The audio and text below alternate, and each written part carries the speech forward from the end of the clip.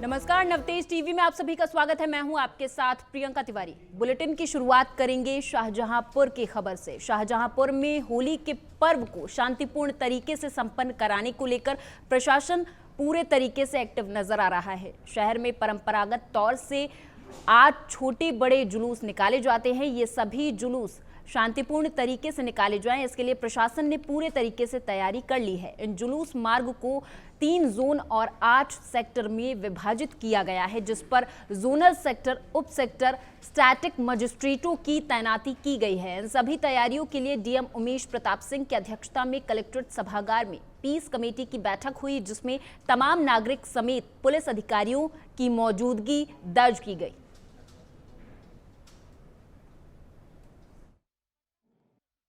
आज बहुत सभी राज्यगण आए थे दोनों पक्षों के और हमारे हिंदू समुदाय से मुस्लिम समुदाय से भी धार्मिक गुरु आए थे। तो डिटेल में चर्चा हुई है, कोई ऐसी बात नहीं है। मैं पूरी तरह से सजग और सतर्क हूँ और नगर निगम से सारी तैयारियाँ हो गई, पुलिस की सारी कार्रवाइयाँ हो गई पुलिस स्तर पर और पर्याप्त मात्रा में फोर्स RAF और हमारे मजिस्ट्रेट लगाई गई है। इस जुलूस को हम लोग परंपरागत ढंग से सभापूर्ण तरीके से करवाएंगे। यहाँ पे ढकने की बात है, ढकने की सावधानी होनी है, जिससे किसी धार्मिक भाव में बाहर न हो, इसलिए ढकने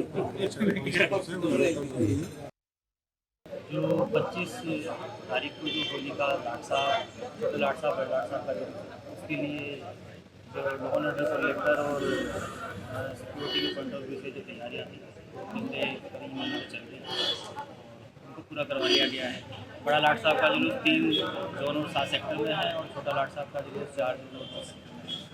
सभी जगह पर हमारे जो मजिस्ट्रेट और पुलिस अधिकारी हैं उनकी ड्यूटी लग गई है।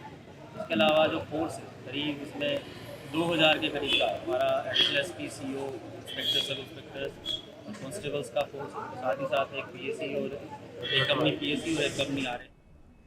पाली के सदर थाना क्षेत्र में पुलिस ने पनिहारी तिराहे पर 1.5 करोड़ के सिंथेटिक ड्रग यानी कि MD जब्त की है और एक युवक को भी गिरफ्तार किया है। पुलिस ने आरोपी के पास से बैग से 1 किलो 432 ग्राम MD ड्रग्स बरामद की है। बताया जा रहा है कि MD को अवैध तरीके से म्यांमार से भारत लाया जाता है और मणिपुर से ड्रग तस्कर देश भर में इसे बेचकर इसका रैकेट चलाते हैं।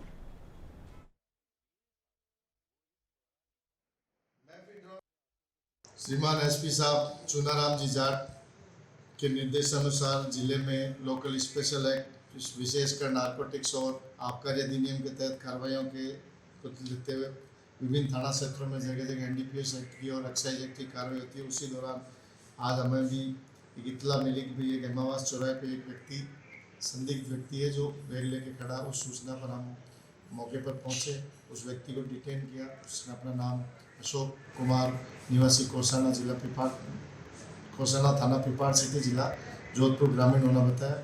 उसकी तलाशी ली तो उसके पास बैग में 4 पैकेट्स अलग अलग पार्सल जिसमें MD ड्रग्स मिला, जो करीब तोलने पर 1 किलो 432 ग्राम हुआ। उसके खिलाफ NDPS एक्ट रायसिंह नगर में पुलिस और DST की टीम ने बड़ी कार्रवाई को अंजाम दिया। पुलिस ने 2 डोडा पोस्त तस्करों को गिरफ्तार किया है और उनके पास से 27 किलो अवैध डोडा पोस्त भी बरामद किया है। इस दौरान SHO विकास विश्नोई और पुलिस के आला अधिकारी मौजूद रहे। पुलिस अब दोनों आरोपियों से पूछताछ कर रही है।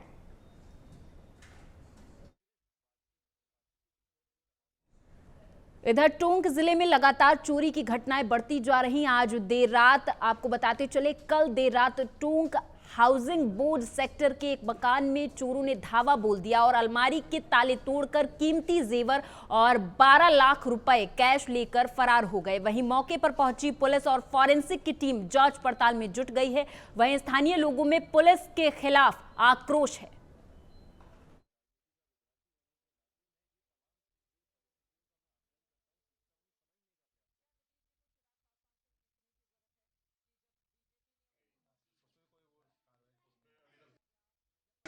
आज गत रात्रि में यहाँ हाउसिंग बोर्ड कॉलोनी के अंदर एक मकान में नकब देने की सूचना मिली थी।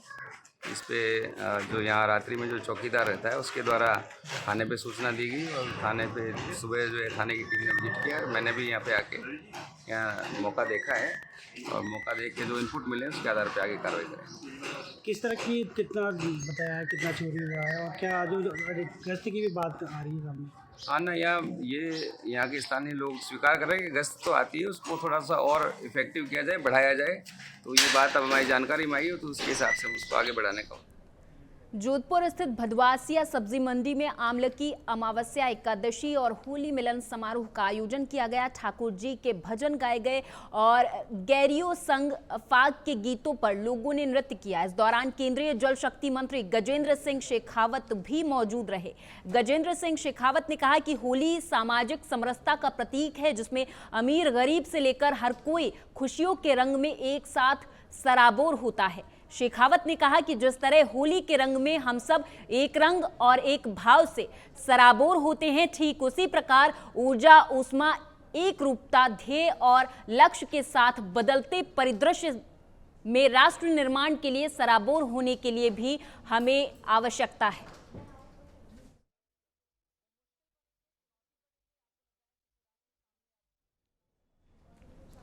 इधर पाली में लोकसभा चुनाव को देखते हुए जिले में पुलिस महकमा पूरे तरीके से मुस्तैद हो गया है। मुख्यालय पर गठित पुलिस की एफएसटी टीम जिले में सादड़ी वाकल माता चौराहे पर चेकिंग कर रही है। गठित टीम नाकाबंदी कर रही है, जिसके तहत वाहनों को रोककर उनकी तलाशी ली जा रही है। खासकर बाहरी क्षेत्र से आने वाले वाहनों की जांच की जा रही है।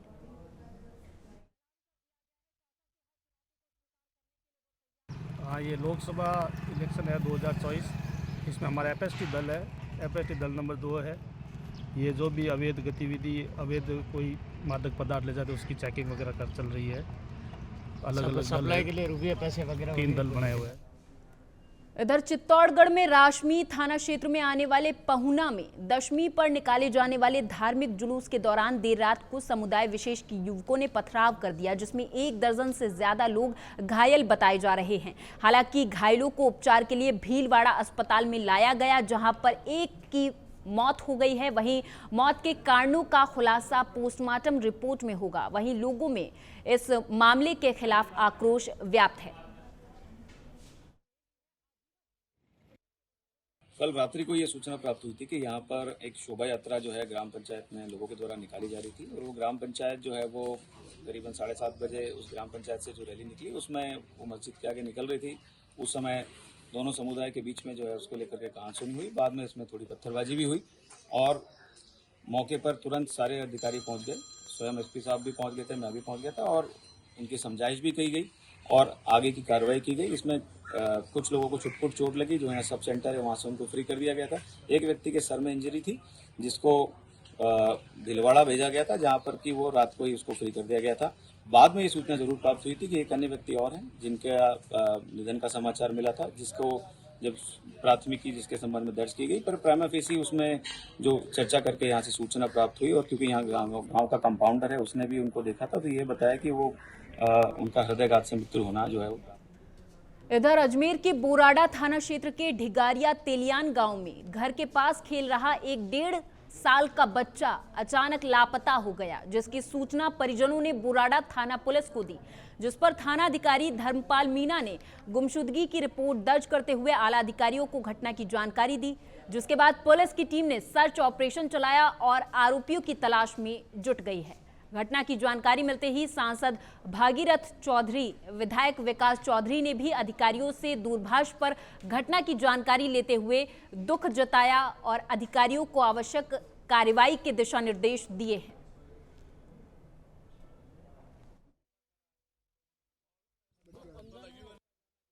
18 महीने का तो बच्चा था और 4 साल की बच्ची, दोनों साथ में खेल रहे थे। उसके पास में रास्ता था और उसके बाद में 4 बजे का लमसम की घटना है। बच्ची यहाँ से रोती रोती 1500 फुट दूर जाके उसकी मम्मी के पास चल गई और उसने बच्ची ने पूछा, उसकी मम्मी ने तो वो बोली कि 2 जने मोटरसाइकिल पर उसका बिठा के ले गए। उसके बाद हम ढूंढने का प्रयास किया, प्रयास करने के बाद नहीं मिली तो हमने प्रशासन ने एफआईआर दर्ज करवाई और प्रशासन तुरंत पहुंचा और रात की 4 बजे तक 2 बेरों कुओं का पानी भी तोड़ा, फिर भी बचा हुआ नहीं मिला। दूसरे दिन भी प्रशासन टाइम पर आकर एनडीआर टीम तक साथ में लेके इंक्वायरी करे, बच्चे कहीं भी नहीं मिला अभी तक। अगली खबर यूपी के कासगंज से है, जहां एटा लोकसभा क्षेत्र से 2 बार के पूर्व सांसद कुंवर देवेंद्र सिंह यादव ने सपा का दामन छोड़कर बीजेपी को ज्वाइन कर लिया है। बता दें कि जब समाजवादी पार्टी की स्थापना की गई तो कुंवर देवेंद्र सिंह यादव पार्टी फंड देने वाले सबसे बड़े नेता थे। पार्टी के तत्कालीन अध्यक्ष स्वर्गीय मुलायम सिंह यादव उनसे पूछ कर ही एटा, बदायूं और अलीगढ़ में टिकट तय किया करते थे। पिछले विधानसभा चुनाव के दौरान उन पर पार्टी नीतियों के उलट बीजेपी की मदद करने के आरोप लगे थे, जिसके बाद उन्होंने बीजेपी ज्वाइन करने का निर्णय लिया था।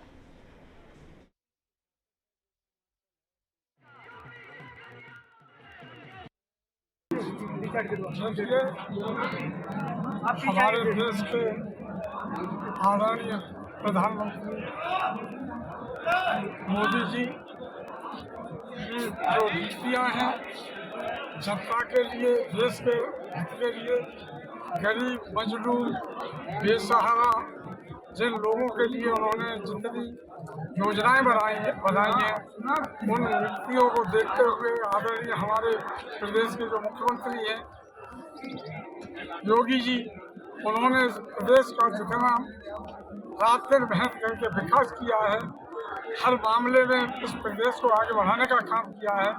उन दोनों की नीतियों को देखकर हम इस बीजेपी का दामन हमने थमाया और दोनों के साथ चलकर इस देश के विकास में और जो नीतियाँ वो आगे।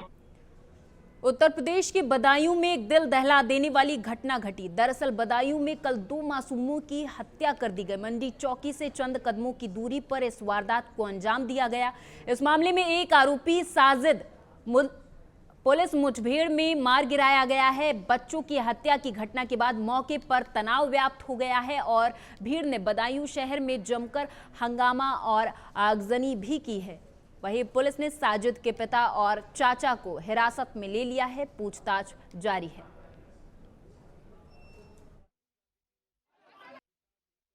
आज सायंकाल एक व्यक्ति द्वारा जो 2 बच्चों की नृशंस हत्या कर दी गई और एक बच्चा घायल है, उसको लेकर के यहाँ पर हम लोग आए हैं। पुलिस बल चार सतर्क लगा हुआ है और अभियुक्त कार्रवाई की जा रही है और उसको जो है यहाँ पर शांति व्यवस्था बनाने के लिए सभी लोगों को समझाया बुझाया जा रहा है और परिवार के लोग भी चौकी मौजूद है। इसी तहरीर लेकर के एफआईआर दर्ज की कार्रवाई की जाएगी। सर, एनकाउंटर में मारे जाने की सूचना प्राप्त हो रही है सर। ये जो है अभी इस तरह से ये जो सूचना आपको एनकाउंटर की है, इसकी जो है अभी हम कठोर कार्रवाई के लिए कहा गया है। अभी अभी पुष्टि नहीं हो पाई है अपराधी के पीछे के बारे में। पुष्टि होकर हम बताते हैं आपको। अभी कठोर कार्रवाई के लिए बताया गया था, पुलिस टीम लगी थी इसके पीछे। अभी थोड़ी देर में हमारी टीम आ रही है। जैसा खबर यूपी के अलीगढ़ से स्थित श्री वार्षणीय महाविद्यालय से है, जहां एबीवीपी के छात्रों ने मुस्लिम छात्र की पिटाई कर दी। इन छात्रों का कहना है कि मुस्लिम छात्र हिंदू छात्राओं के साथ छेड़खानी करता था। पिटाई का वीडियो भी सोशल मीडिया पर वायरल हो रहा है। वहीं पुलिस ने वायरल वीडियो की तलाश कर रही है और मामले की जांच में जुट गई है।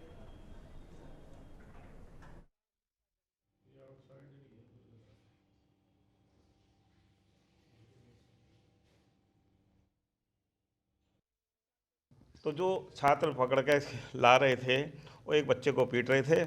हमने जाके उस बच्चे को छुड़ा के और उसको अपने प्राचार कक्ष में लेके आए और वो कुछ बच्चे अंदर भी जो आ गए और आने के बाद उसको हमने बचाया। पीट रहे थे लेकिन हमने रोका। हमने कि आप लोग अपना आई कार्ड दिखाइए। पता चला कि वो यहाँ के बच्चे नहीं थे। कुछ वजह क्या बता रहे हैं? वजह ये बता रहे थे ये लड़का जो था लड़कियों को छेड़ रहा था, लेकिन इसकी वजह ना तो किसी लड़की ने शिकायत की, ना ही पहले उन्होंने शिकायत की, ना ही किसी प्रकार की शिकायत हमारे सामने। खबरों की ओर रुख करेंगे। पश्चिम उत्तर प्रदेश की 8 सीटों के लिए हो रहे पहले चरण के चुनाव की अधिसूचना आज जारी हो गई है। पिछले लोकसभा चुनाव की तरह इस बार भी प्रदेश में चुनाव की शुरुआत पश्चिमी यूपी से हो रही है। पहले चरण में लोकसभा की 8 सीटों सहारनपुर, कैराना, मुजफ्फरनगर, बिजनौर, नगीना, मुरादाबाद और रामपुर और पीलीभीत है, जिसमें सहारनपुर 2024 लोकसभा चुनाव को लेकर पहले चरण का मतदान 19 अप्रैल को होगा। उधर चुनाव के लिए जिला प्रशासन ने सभी तैयारियों को लेकर कमर कस ली है।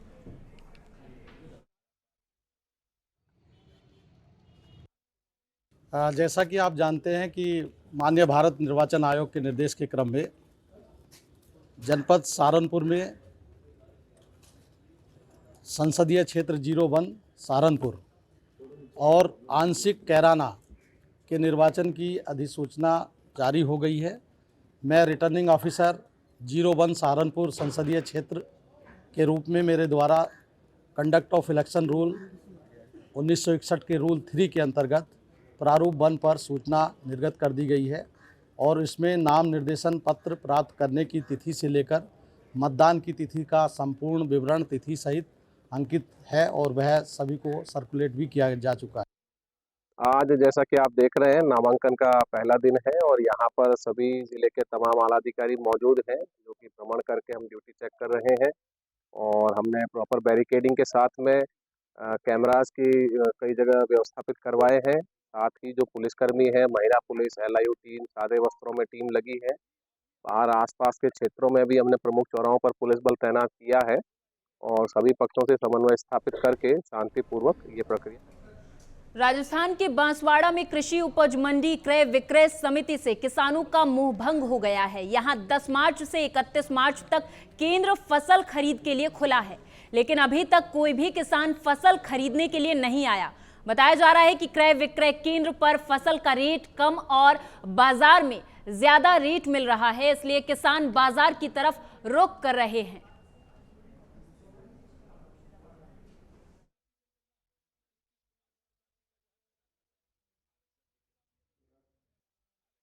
किसान बेचने के लिए तैयार है। नखरा FCI वाला और क्रय विक्रय वाला कर रहे हैं कि इसके अंदर गेहूं के अंदर गुणवत्ता नहीं है, जकड़ू हुआ है। भाई गुणवत्ता में कमी नहीं है, लेकिन ये गुणवत्ता का बहाना बना के मेरे को ये लग रहा है शायद वो लेना नहीं चाहते। और हमारे किसानों का ये कहना है कि जब बीजेपी सरकार बनने से पहले उन्होंने घोषणा पत्र में किया था कि हम 2700 रुपये गेहूँ खरीदेंगे, लेकिन वो 2700 न करके 2275 प्लस 125 रुपया बोनस दे करके इतिश्री कर रहे हैं, जिसलिए हमारे किसानों में इस बात की भी। इधर बहराइच में आगामी त्योहार और आचार संहिता के चलते लोकसभा चुनाव में एसपी ने दल बदल के साथ सड़क पर उतरकर पैदल मार्च किया और फ्लैग मार्च निकालकर लोगों को सुरक्षा और आदर्श चुनाव को सकुशल तरीके से संपन्न कराने के लिए आश्वस्त किया। उन्होंने बताया कि लोकसभा चुनाव को लेकर आचार संहिता लागू है और अगर कोई अराजक तत्व किसी भी प्रकार की कानून व्यवस्था से खिलवाड़ करेगा तो पुलिस उसके खिलाफ सख्त कार्रवाई करने से पीछे नहीं हटेगी। जी, सुरक्षा के दृष्टिकोण से पुलिस बेहद सतर्क है। सामान्य निर्वाचन 2024 की घोषणा कर दी गई है, आदर्श आचार संहिता लागू हो गई है। इसी के साथ साथ कुछ ही दिनों में होली का त्यौहार है, साथ ही रमज़ान का पवित्र माह भी चल रहा है। तो इस सभी के दृष्टिगत पुलिस जो है निरंतर सतर्क है और अधिकांश स्थानों पे अपने जो विजिबिलिटी है उसको बढ़ाने का प्रयास कर रही है। इसी के दृष्टिगत आज जो BSF की कंपनी हमारे साथ है, उन्हीं के साथ आज मैं फकरपुर थाना क्षेत्र के विभिन्न कस्बों में एरिया डोमिनेशन और फ्लैग मार्च में मैंने भाग लिया है, ताकि लोगों को एक सुरक्षा व्यवस्था का जो भावना है वो और उनके मन में सुदृढ़ हो और जितने त्योहार हैं वो सकुशल संपन्न हो सके। अगली खबर कन्नौज से है, जहां पुलिसकर्मियों के लिए खुली कैंटीन का एसपी ने शुभारंभ किया। एसपी अमित कुमार आनंद बोले कि कैंटीन में पुलिसकर्मियों को कम दाम में सामान मिलेगा। सुपर बाजार की तरह कैंटीन का लुक दिया गया है। पहले की जर्जर कैंटीन का एसपी ने जीर्णोद्धार कराया है। पुलिस लाइन में कैंटीन खुलने से पुलिस के परिवारों में खुशी का माहौल है।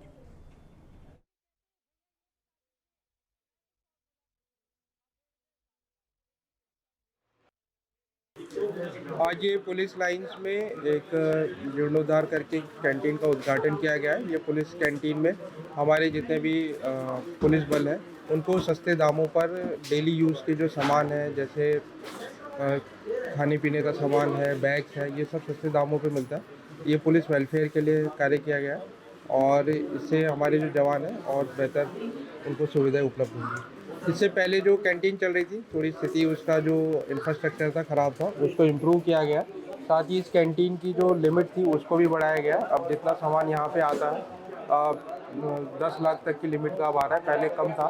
तो इस पर हम लोगों ने वर्क किया और यहाँ का ओवरऑल स्ट्रक्चर भी इस तरह से बनाया है कि जैसे मॉडर्न जो मॉल्स होते हैं उस तरह का इसको लुक दिया गया है, जैसे बड़े बड़े शहरों में शॉपिंग मॉल। खबर यूपी के सिद्धार्थनगर से है, जहां त्योहारों के मद्देनजर खाद्य सुरक्षा विभाग की मिलावटी सामानों पर छापेमारी लगातार जारी है। खाद्य सुरक्षा विभाग की टीम ने जिला मुख्यालय के मिष्ठानों की दुकानों पर औचक निरीक्षण कर मिठाइयों के सैंपल उठाए और उनका मोबाइल परीक्षण प्रयोगशाला में प्राथमिक परीक्षण किया, जिसमें अधिकतम सैंपल मानक की कसौटी पर खरे उतरे तो कुछ में मिलावट की पुष्टि भी हुई। हालांकि इस दौरान मिलावट वाले खाद्य पदार्थों में किसी खतरनाक जानलेवा रसायन की पुष्टि नहीं हुई है, लेकिन जिला खाद्य सुरक्षा अधिकारी जीके दुबे ने एहतियात के तौर पर प्रथम परीक्षण में फेल नमूनों को वृहद परीक्षण के लिए संरक्षित कर लिया है। सभी प्रतिष्ठानों पे, मिठाई की दुकानों पे हम लोग आज चेक कराए हैं मिठाई को, और सबको नोटिस दी गई है। यूज बाय डेट अपना अंकित है मिठाइयों पर, सबको निर्देश दिए गए हैं।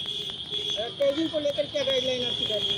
इससे टैगिंग को लेकर टैगिंग तो सरकार की दिशा निर्देश है। हाँ, तो उसका परिपालन हम लोग करा रहे हैं। नोटिस दिया गया है सबको, 1 हफ्ते में परिपालन कर लेंगे। क्या आपका जो अभियान चला उसमें कुछ मिलावटी खाद्य पदार्थ मिले? हाँ, कुछ मिले हुए हैं, जैसे स्टार्च की मिलावट मिली है खोए में, मिठाइयों में, तो वो जो है वो उनको डिस्क्लोज करना है उसमें क्या क्या मिलाए हुए हैं।